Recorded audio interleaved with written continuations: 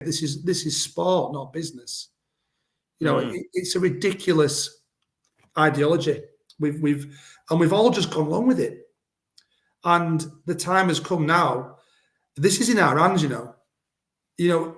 what I'm doing is treading a path, and what's happening to football fans is you're being trodden on, and you've got to stand up. This is the difference. You've got to stand up, and what I'm about to do now is hopefully explain how we can get out of this. And I'm not trying to inspire hope. I'm trying to inspire belief. That's what it takes. It takes belief, because hope is that's what you have left at the end when there's nothing that can be done. But there's loads that can be done. And if we all come together, we win. It's that simple. Are you ready? Let's do it. Let's do it, mate. Let's do it. So how can we change things? Okay. Before any social experiment, which is this is what this is going to be. It's an experiment. You've got to have a theory. So what I'm going to explain now is the theory. And then it's up to us to make it happen. Like I said, this is going to seem unbelievable. It's unbelievable in more ways than one. But hopefully, over time, we can normalize this. And, this is not going to happen next year. The best we can hope for is 2029. But the wider economic system is fertile ground for evolution. What we've got really is a similar position to the 70s. It's not working anymore. The country's bankrupt. We've got to switch. We've got to switch, and we're not switching. And that's the problem. Or we don't seem to be anyway. From the new Labour government, they don't seem to be doing anything different. And I think we do need something different. And this is, and I think a lot of people agree with that. And what I think I've got here is a way for talk about the wider political spectrum, is for left wingers and right wingers to come together on this concept, on this idea, because I'm calling it quantum politics. It's right wing and left wing at the same time. And I'll explain it now. Basically, what we need is to think about the governance of football, is to give it new intellectual foundations. So instead of authoritarianism, which is what we've got, over commercialization, individualism, and monopolization, which is what we see, we're going to switch to that democracy, community, integrity, sporting integrity, fair competition, and collectivism. And I think as soon as you say collectivism, people get scared. They think communism. But what we're doing here is we're going to ring fence the football sector. We're not talking about the wider economy. And this is what the Americans do. A lot of the regulation I've borrowed it from America. I've imported from America. So if you're going to call the Americans communist, it's a non-starter. And we're going to go back to what the Victorians did. This is sport. It's supposed to be a bit more even. It's not just typical business. We're not talking about the wider economy. We're going to ring fence a really tiny sector of the economy. We're going to ring fence the football sector, and we're going to take it. This is the idea. So the only way to change it is to think big, and it's to change it systematically. All the problems we've mentioned are systemic. These are all systemic problems. So you've got to change the system. And the way to do it is through acts of parliament. We're going to have to set up a political organisation. But I'm going to argue this right now. It's there. The movement's already there. We just need to politicize it. All our fan bases, we all communicate regularly. We're all connected.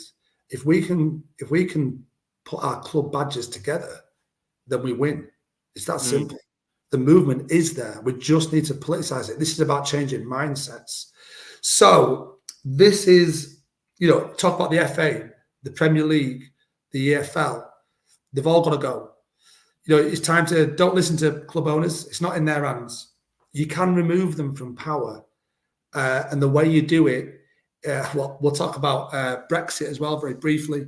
Now, I know it can be a touchy subject, but Brexit is really advantageous. What I'm in this scenario, what I'm proposing is illegal inside the EU. They've got regulation, the liberalisation laws, they call them. You're not allowed to you've got a data-free markets. You're not allowed to get a state monopoly, which is what we're going to do. There's loads of red tape and bureaucracy that we don't have to deal with.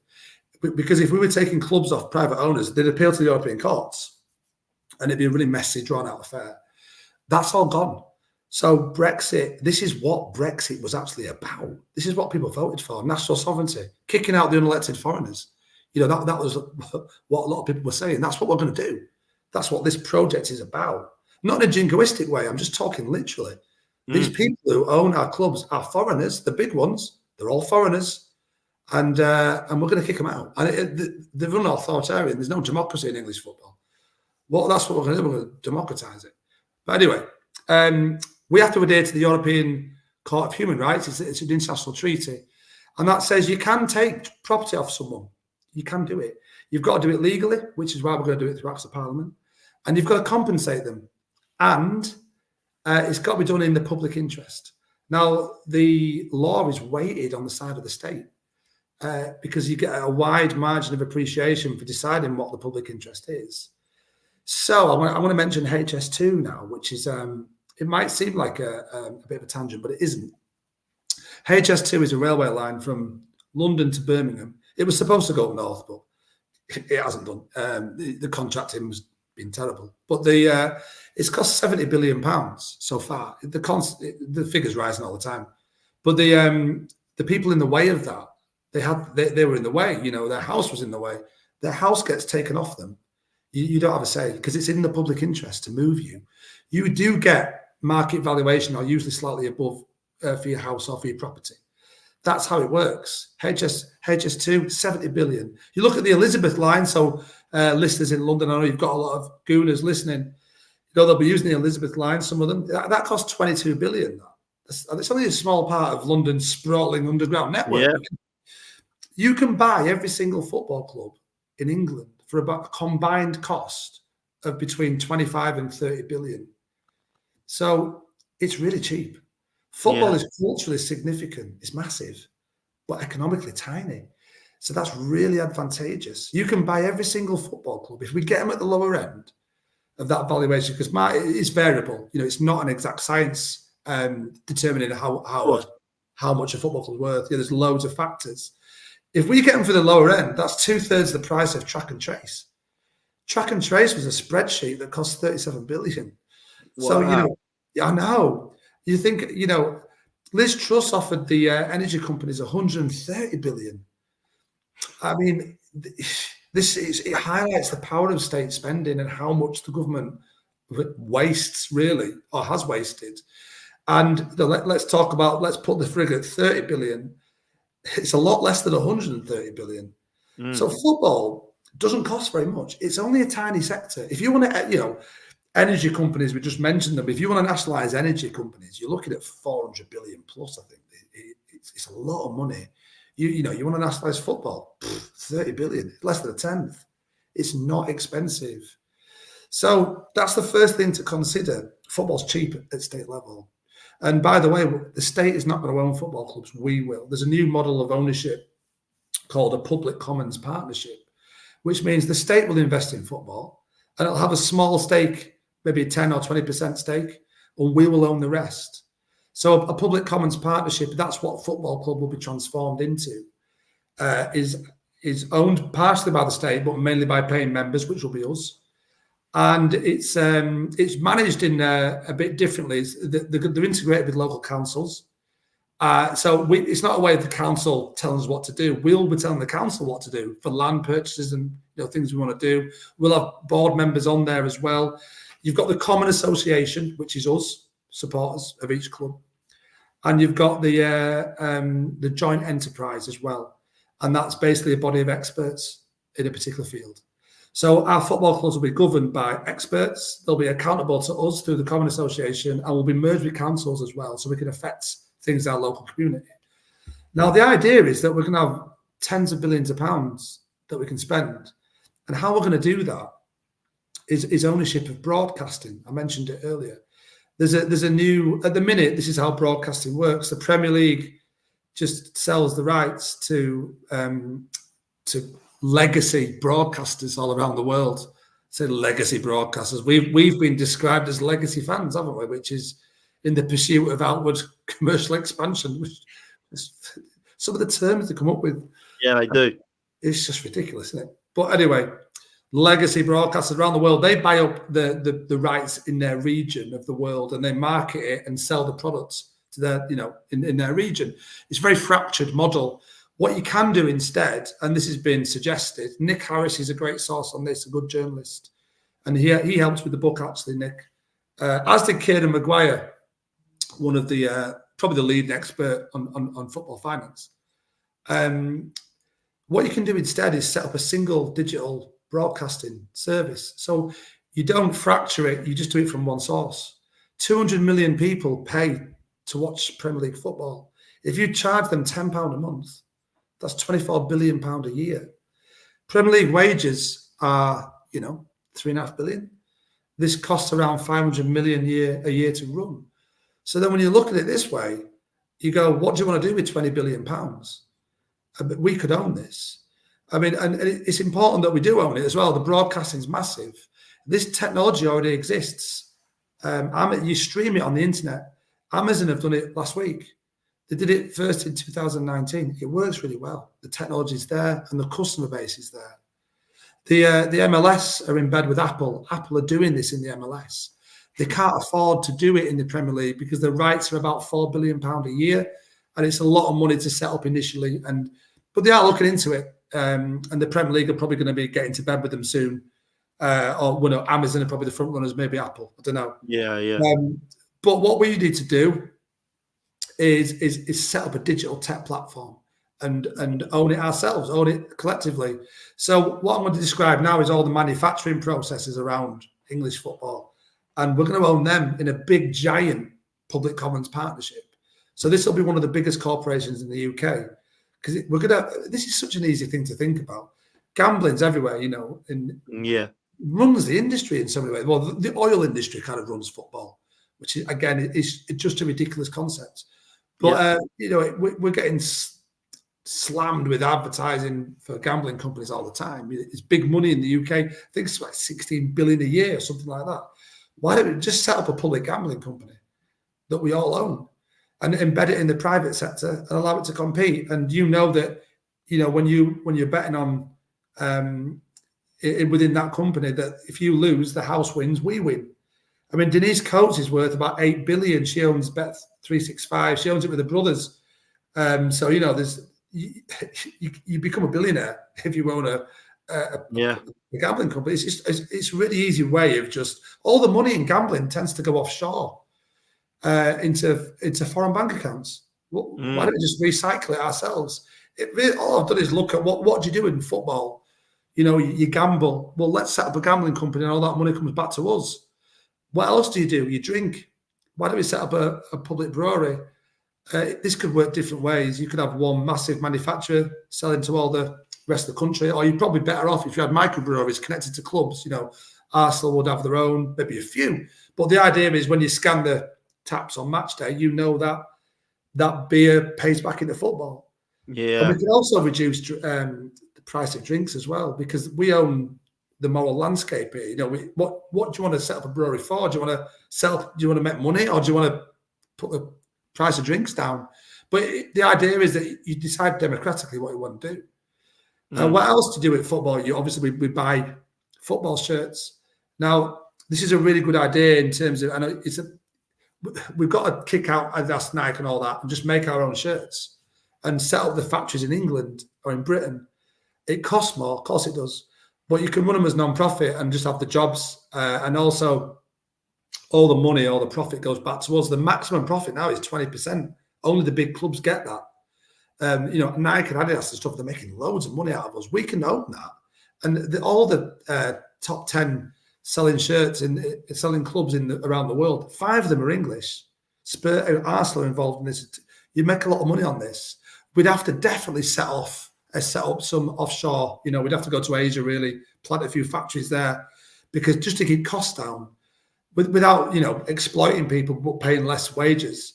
But that gives us actually geopolitical leverage over other countries. Places like China's struggling actually for jobs, such a massive population. You can broker deals. Do you want 10,000 jobs in this city? That's 2 factories. So it actually gives us political power. And there's my mind's gone blank. Just thinking about what else do we do at football? Shirts, broadcasting, gambling, and bros. Yeah, that's about it. But also a social media platform as well. That's what I was going to say. You know, we need to set up our own, because at the minute it's just run by, again, it's foreign billionaires. And you don't know, the algorithms are planned in a certain way. You don't know what these algorithms are doing, because it's all behind closed doors. All we need to do is set up our own digital tech kind of infrastructure. We'd have a broadcasting company and a social media platform that we own collectively. And this is great for the country. It's a great idea because we don't have any digital tech. It's completely American owned. We're all American web servers. And I think there was a few glitches a few weeks ago. You might remember that half the country shut down because some American companies had some glitches. We don't have any digital tech infrastructure in the UK. In the 21st century, we're not exactly ruling the waves. You know what I mean? Not the digital waves anyway. Britain's in a sense of decline, actually. I think Europe is really in general.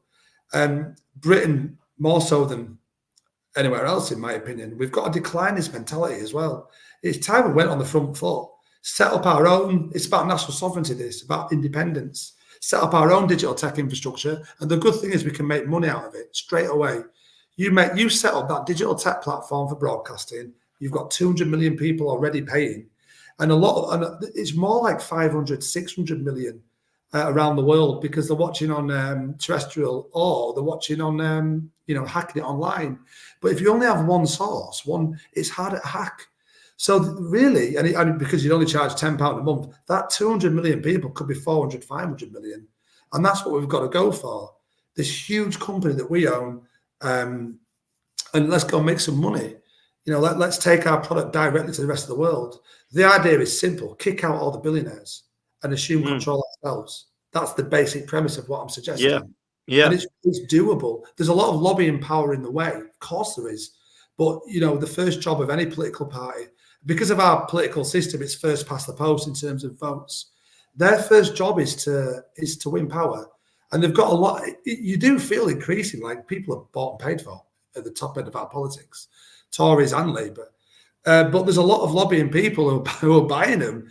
And we've got to piss some people off to do this. But if we all stand together and demand it, and the book goes into how we can create and prep political pressure, this is more believable than you think if we get that mass support. And it's fertile ground for revolution right now. People are politically homeless. People are sick of the system. And this is a weak point in the system where we can take it. And I'm going to mention about as well, this would be great for Arsenal. The fact that we've got these public common partnerships, a really good idea would be, because we've got this customer base around the world, we don't want to exclude them. We want to bring them in. So it'd be a really smart idea. My idea is here, £10 a month, you own your club, and £1 a month for the wider manufacturing. So you pay £11 a month, but you'd own a massive multinational corporation. And by the way, we could lobby our own government with that. This would be one of the biggest corporations in the UK. And that's where all the lobbying is done, by corporate powers. We become a corporate power here. So it's a way of democratizing and widening the public debate and loosening the kind of chains of centralized control, which is what we have now. It's kind of neoliberal communism really now. You don't even, a load of foreign people are telling us what to do constantly. And it's all this financial system is wider. It all seems so complex, doesn't it? But this is a really simple kind of small, tiny sector of the economy we mentioned about. It's not much money in terms of state spending. We'd be forking out 30 billion, but we could pay that back in 2 years. With the broadcasting alone. What about the gambling?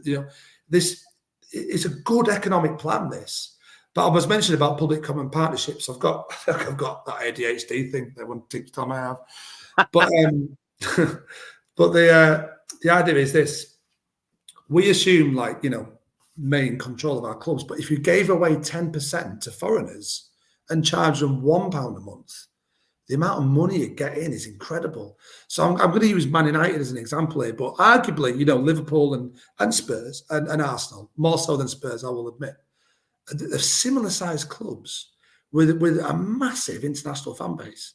Man United have supposedly got about 650 million fans worldwide. If 500 million of those paid just £1 a month, that's £6 billion a year. I mean, Arsenal have been looking at something similar.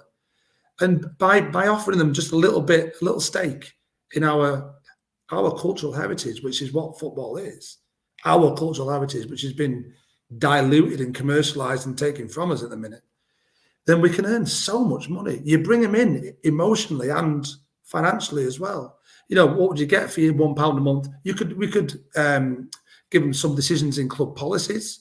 We'd be full members, but they could still have some democratic control, some power, regular email correspondence, and also invite into our social media platform. That's how you access it. No one's anonymous. If you want to be anonymous, don't post anything. So, it's the idea of that everyone knows who you are and you're accountable. It's personal responsibility when you're going online. There's a lot of hate-filled kind of trolling, but a lot of it's anonymous people. If you actually, everyone knows who you are, I think we'll behave a little bit better online. I think I'll be a bit nicer to each other. But that's how you draw people in. We own all the digital tech infrastructure. We own the servers. Honestly, the dog is a Shih Tzu. It's tiny. Sounds bastard. Sounds like a Rottweiler. He does. He's tiny. He loves squirrels. He loves squirrels, mate. Anyway, but that's the basic premise of the kind of the ideas, and obviously we've got to change the regulation as well, Dan, because the way if you want to make profit, you've got to put a wage cap on. There's no other way around it, because otherwise Spurs spend 1 billion, Arsenal fans are spending 2 billion a season. Yeah, United fans are spending 3, so Arsenal's spending just hyper wage inflation just goes up and up. But as soon as you say that, people think, well, if we do that, we'll lower the standard of English football because players will go elsewhere. We can't afford for that to happen because 200 million people around the world, they ain't watching the Premier League. The main reason to do it is all the best players in the world. That's what we want to see. So we need to have world-class players in our shores. There's a way around it. First of all, there's 2 ways around it. First of all, keep Premier League wage bills really high. So at the minute, like I say, it's about 3.5 billion. I've raised it to 5.5 billion. So you pay really high wages. But the second kind of the second way we get around it is the American legislation. They've got the designated player rule. They use it to sign Beckham. So the MLS has always had a wage cap, but in 2007, LA Galaxy signed Beckham. The way they got around it, we'll have a designated player rule, they call it. You can sign 3 players outside the wage cap. Okay. So this is fluid. It could be 1, it could be 2, it could be 5. It's up to us to decide. But in this way, you can, let's say it's 5 players. You can sign 5 players outside that wage cap, as long as it's only like you got to cap it. Maybe you can turn around and say 25% of commercial income. Yeah. So you're not getting yourself into debt. But the bigger clubs would have a lot. Under this system, you could be talking billions of pounds a year coming into the bigger clubs. So you look at 25%, you could be looking at 200, 300 million a year. To spend on 5 players or 3 players. I've said in the book, I've said 3 players. You've got to limit squad sizes. You've got to limit. I've said 30 inside the wage cap, then 3 extra. You've got to do, otherwise you just get this hyper monopolization process where, like Chelsea, it's ridiculous the amount of players they've got. And what we've got to do, I think, and this is just a personal opinion, but it's about creating the debate really for a platform. It's a platform for a debate that doesn't exist yet. Is this book? We can decide this for ourselves, and there's greater minds than mine that will no doubt add to the argument. But what we've really got to do is we want world-class players, but we also want to see the homegrown lads as well. I think it's quite paradoxical, our support. We want to see the local boys. We want to see the young lads do well, don't we, in our clubs? We all do.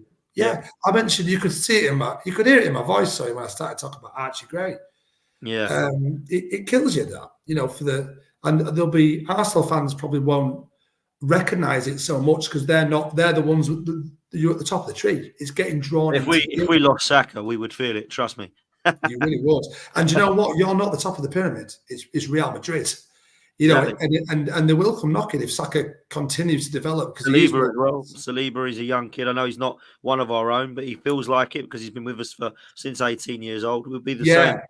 I'm totally with you, man. Spurs actually are at the bottom of the top, if that makes any sense. Because Gareth Bale goes there, doesn't he? But if he does really well, he's up, he's gone. So, and this is how it is. I think we've got what I've come up with is a homegrown rule. I've said that you've got to field 2 players. Again, it's fluid. It could be 1 or 3, whatever. 2 players in the Premier League that were born in your area. So they've got to be born in certain hospitals. And then what you're forcing clubs to do is to look inwards. And if you can't produce good academy talent, your first team's got a weakness. And if one of them gets taken off, they've got to be replaced by another. So you basically, you're building in the cultural focus of homegrown players. Like in your squad, you've got to have like 4 or 5 of these lads. You'd have to have more. Yeah, more. So you have a 33-man squad, but it will be connected with your academy. So you'd always have academy players coming through. You'd probably have 3 or 4. You'd have to have 4 on the bench. You would do, because if you'd forfeit the game, would be the idea. If you're fielding a player that's not, and it could be 3 in the lower leagues. I've said you've got to up the homegrown rule, because I've upped the wages in all the divisions, and you'd hollow out other leagues. You'd have, our 3rd division would be is under what I've done here is well paid. So you'd have loads of French League One players going to our 3rd division. You don't want that. You want the odd great player, yeah, of course you do. But you want the homegrown lad. You want the cultural focus to be about locality, and that's what's gone out the window. Really, it's about that fine balance between globalization, which is, there are facets of globalization that are really advantageous, and one of them is, 2 of them are world-class players. It's great to have these world-class players. We don't want to lose them. And the other is the amount of the popularity of English football, of Premier League football on the global stage. It's a really good opportunity for us. This we can say thanks to Murdoch, but we'll take it from here. And it is a bit ruthless, but I think, like I said earlier, we're being trodden on here, and it's time we stood up